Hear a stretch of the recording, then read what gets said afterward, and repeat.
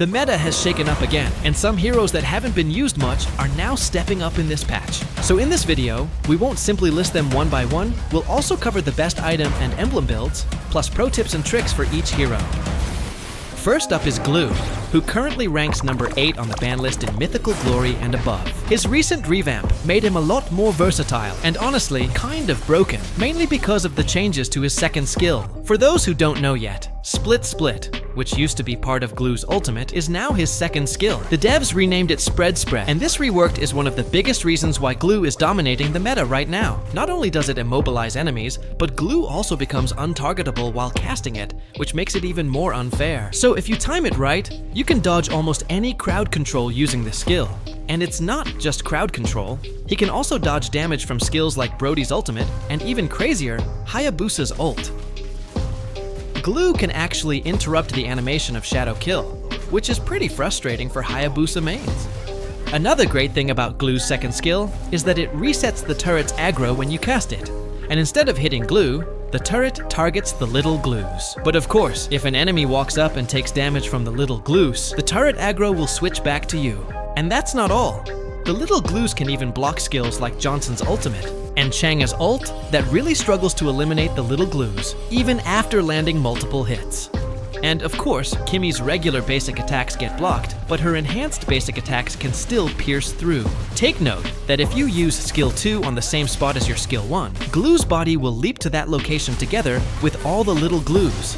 And because of that, Gloo can build up max stacks much faster and activate his ultimate more quickly. Not to mention that it can recover almost 30% of his HP, making it easy for him to outplay opponents in 1 versus 1 fights. Moreover, Gloo isn't just great in 1 versus 1, he's also a beast in team fights. So, when you're playing Gloo, as soon as you see your teammates fighting, make sure to join immediately, because his impact is massive. Just activating your ultimate can already make a huge difference for your team. That's why Gloo is almost always banned in high ranks. His diving capability is just too strong, especially when paired with support heroes. Look at this Angela Gloo combo. It's almost impossible to take down. The healing alone is already a huge help. Combine that with what Gloo's second skill can do, and it becomes insanely hard to deal with. Another thing that makes Gloo really strong is his skill 1. You'll seriously get a headache trying to dodge it non-stop. It makes it really hard to farm for the enemy, or get close without getting punished.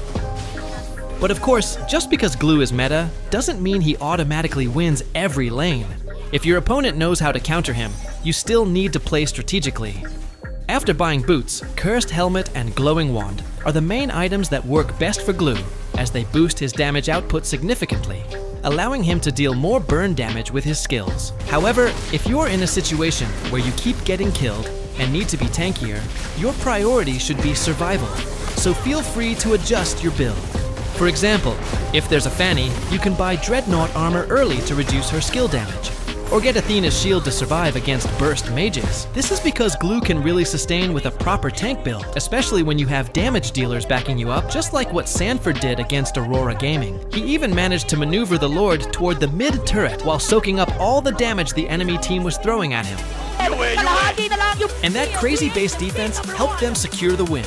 This is the item build Sanford used on his Gloo, together with the tank emblem, with tenacity for added durability, and Impure Rage for mana sustainability and additional damage based on max HP.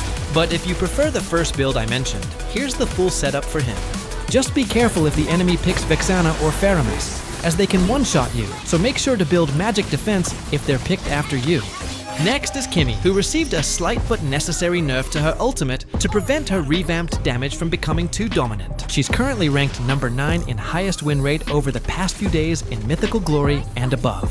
One reason for Kimmy's rising win rate is that, aside from her damage, she can now set up plays with her new ultimate's pull effect, which can be followed up with the immobilize from her second skill. Plus, her basic attack is now much easier to maintain, as long as she's hitting an enemy hero. So if you're an aggressive player, the new Kimmy is definitely a perfect fit for you.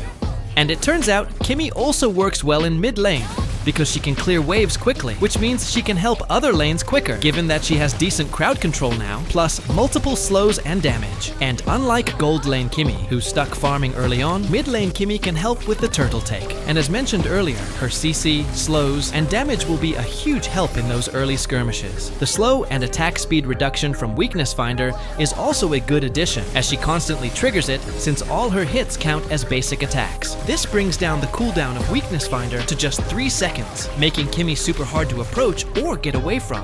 One notable example is Super Frint's mid lane Kimmy, and it's been surprising to everyone just how much sustain and damage Kimmy can now provide. Sustain, grabe yung free hit dito ni Super Frint's. One of the items used by Super Frint's was Glowing Wand, as their opponent had Floryn. He also went for Genius Wand and Divine Glaive, which some might say shouldn't be used together. However, if your opponents are tanky, the penetration from these two items can significantly boost your damage. Certainly, Feather of Heaven is also a great choice, especially since Kimmy's passive now converts every 1% of attack speed into 1 magic power. If we calculate it, Feather of Heaven provides 55 magic power as its base stat. Then, with 20% attack speed, it grants an additional plus 20 magic power. The Impulse unique passive gives plus 6% attack speed per basic attack, up to 5 stacks, which equals plus 30% attack speed. This converts to plus 30 magic power, so the total magic power you get from Feather of Heaven is 105. Besides that, the Affliction passive adds bonus magic damage with each basic attack, which is OP for Kimmy since she can quickly release basic attacks. And Concentrated Energy is also perfect for Kimmy, because she can max out and maintain its stacks easily. For those who don't know, this item gives 12% bonus magic power when fully stacked, beating Warcry, which only gives 8%.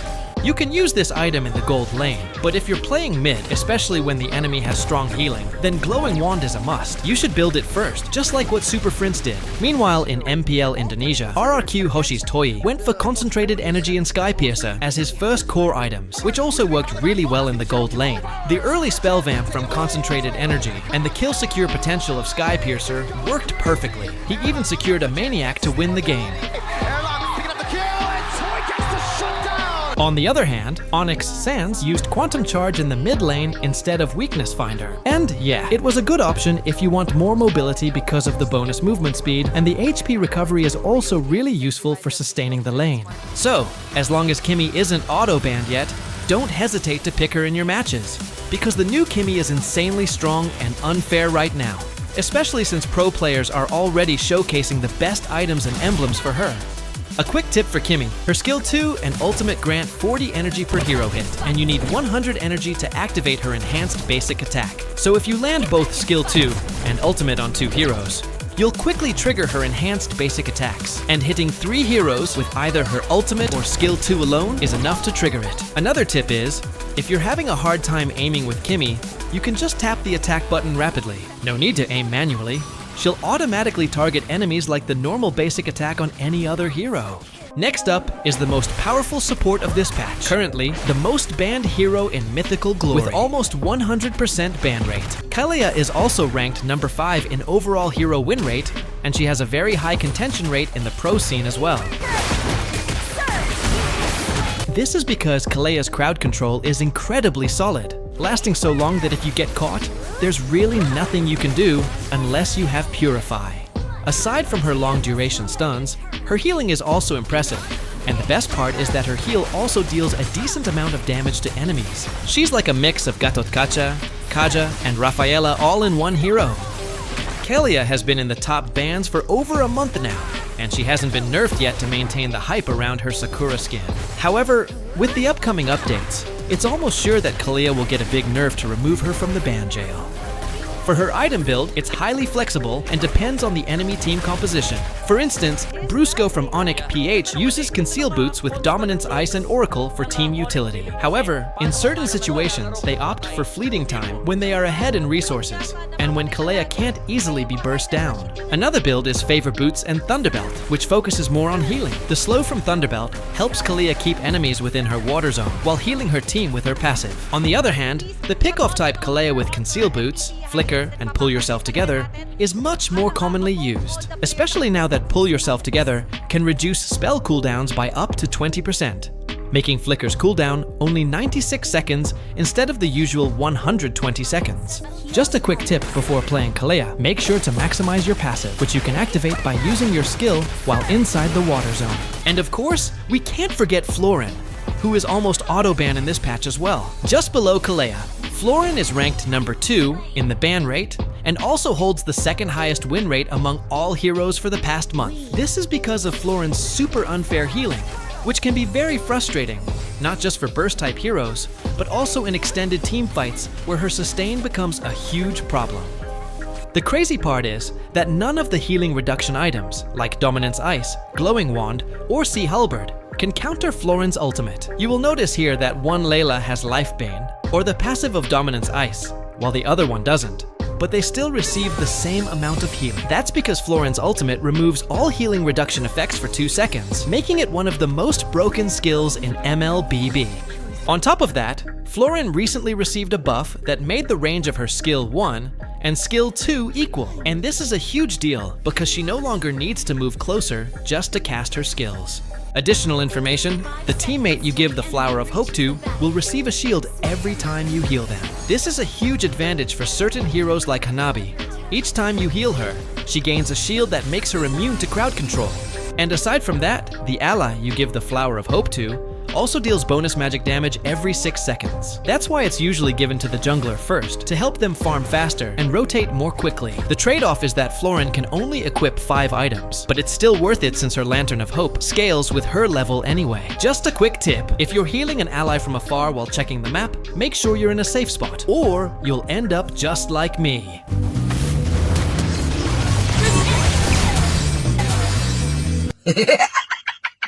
Here's an item and emblem build you can use for Floryn.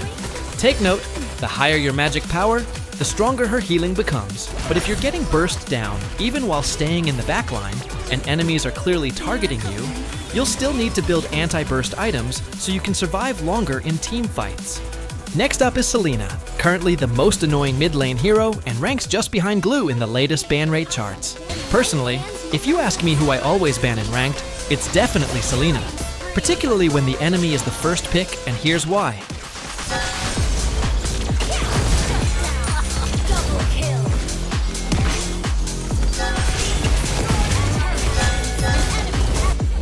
To everyone watching this video, who wouldn't be scared of a mage with long stuns, multiple dashes, and insane burst damage? Before her latest skin was released, Selena had received solid buffs that made everything about her faster, from her arrows and skill backswing in both forms to her wave clearing speed. Her skills are so strong now against marked targets that her damage almost outshines Retribution. And now that Selena can clear waves quickly, the threat of her rotating to other lanes is even more intimidating. But before playing Selena, let me give you some tips and tricks that you should know.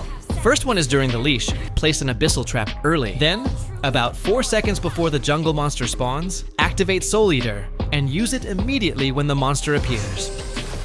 When the trap explodes, follow up with another Soul Eater to maximize the marked damage. Then place another abyssal trap right after. Since Selena already has 2 damage skills at level 1, she's one of the best heroes for leashing early jungle camps efficiently. Next, instead of waiting for the abyssal trap to explode before clearing, try doing this instead. After placing Abyssal Trap, pre-cast Soul Eater, then dash to the wave so the marked target's health will be reduced, and finish him off with a basic attack enhanced by Skill 1. The goal here is to eliminate the first target we marked with the trap, so that the mark explodes and applies to nearby enemies. Another tip, just because your arrow hits doesn't mean you should dive in right away. You still need to think carefully if it's actually safe to go in. For example, this Freya is extremely dangerous. It's like playing with fire, so instead of diving in after landing an arrow, I just poked and kited until my teammates arrived. Another tip, it's better to fire your arrow through bushes or walls to make it harder for enemies to dodge it. And make sure to maximize your dash by using it on marked enemies, whether it's creeps, minions, or enemy heroes. Because that's one of the things that makes Selena so dangerous. One more tip, if you're in a close range battle, you can throw your arrow first, then use Skill 1 afterward. This helps you stay calm and focused. Also, make sure to prioritize leveling up Skill 1, as it's your main source of damage. Next is Lukas, who's been getting a lot of hype lately because of his Naruto skin. It's funny, because back when I was working on his video a month ago, no one was banning Lukas in ranked matches. But now, almost everyone bans him because people finally realized how strong he is as a jungler.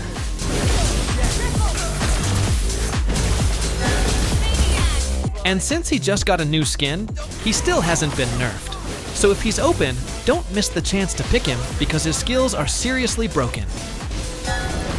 If you want to know why Lukas is so strong right now, and which emblem and items fit him best, I'll put the video I made about him at the end of this one, so make sure to watch until the end. Next is Hayabusa, currently the most broken assassin in the game. Hayabusa got a nerf before his Kakashi skin arrived, but what most people don't realize is, it was actually a hidden buff, because his ultimate became even stronger, pushing him straight into must-ban territory in both ranked and competitive matches. Even without his ultimate, Hayabusa is already a huge threat, with Skill 1's slow and Skill 2's mobility, which provide insane outplay potential. The crazy part about his Skill 2 is that once it hits the target, no matter where they go, Hayabusa can instantly teleport to their location. Literally, you can run, but you can't hide. It's perfect for outplaying heroes that rely on skill shots, especially when they're alone. And it's also great for diving the base since you can easily escape right after. Hayabusa's combo is really simple.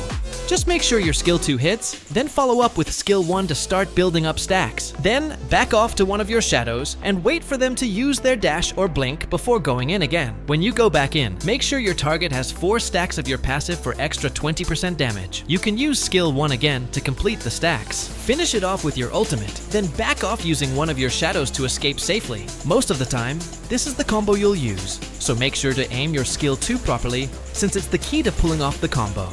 And one great thing about Hayabusa is that he can really carry games in solo rank, even when your teammates are in Dark System. For example, in this game where my teammates were struggling and almost ready to surrender, I managed to carry the team using Hayabusa.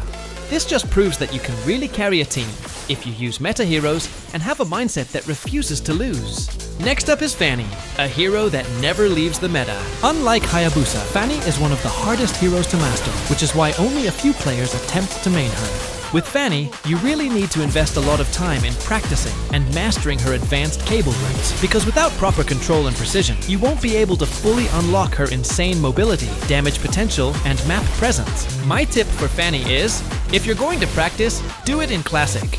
That way, you'll help reduce the Dark System in the game. Next is Joy, who's undeniably one of the strongest heroes in this patch right now. Actually, Joy just received a nerf to her passive, which is definitely deserved, because even her Skill 2 alone deals insane damage in the late game, even without using her ultimate. But of course, this is just a small nerf compared to what her skills are truly capable of. Especially her ultimate, which grants bonus hybrid defense, increased movement speed, removes all debuffs when cast with 3 beat energy, and makes her immune to slow effects while the skill is active. Not to mention, she also has multiple dashes, a passive that grants bonus damage and movement speed every time she lands a skill. And all of that on super short cooldowns. How overpowered is that? Actually, Joy isn't that hard to use.